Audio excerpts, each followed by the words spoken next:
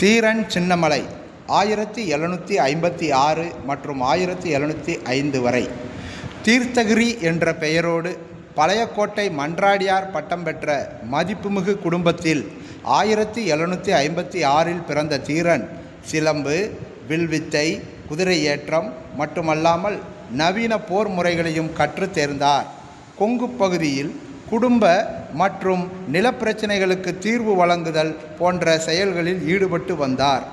அப்பகுதி மைசூர் சுல்தானின் கட்டுப்பாட்டில் இருந்தது. திப்புவின் திவான் முகமது அலி என்பவரால் வரி வசூலிக்கப்பட்டது. ஒரு முறை திவான் வசூலிக்கப்பட்ட வரி பணத்தோடு மைசூருக்கு திரும்பி கொண்டிருந்த போது தீர்த்தகிரி அவரை வழிமறித்து வரிப்பணம் முழுவதையும் பறித்து கொண்டார். இவர் முகமது அலியிடம் சிவமலைக்கும் சென்னிமலைக்கும் இடையே இருந்த சின்னமலையே வரிப்பணத்தை பிடுங்கிக் கொண்டதாக சுல்தானுக்கு போய் சொல் என்று அறிவுறுத்தினார். அதன் பிறகே தீரன் சின்னமலை என்று அவர் அழைக்கப்படலானார். அவமதிப்புக்குள்ளான திவான் சின்னமலையை தாக்க படை அனுப்பினார். இரு படைகளும் நொய்யல் ஆற்றங்கரையில் மோதி கொண்டன. அதில் சின்னமலையே வெற்றி பெற்றார்.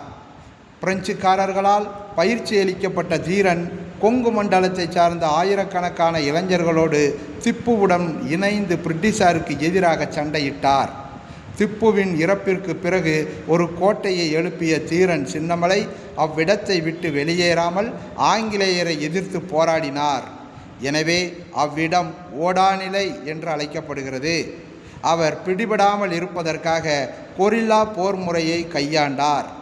இறுதியாக அவரையும் அவர் சகோதரர்களையும் கைது செய்த ஆங்கிலேயர்கள் அவர்களை சங்ககிரியில் சிறை வைத்தனர்.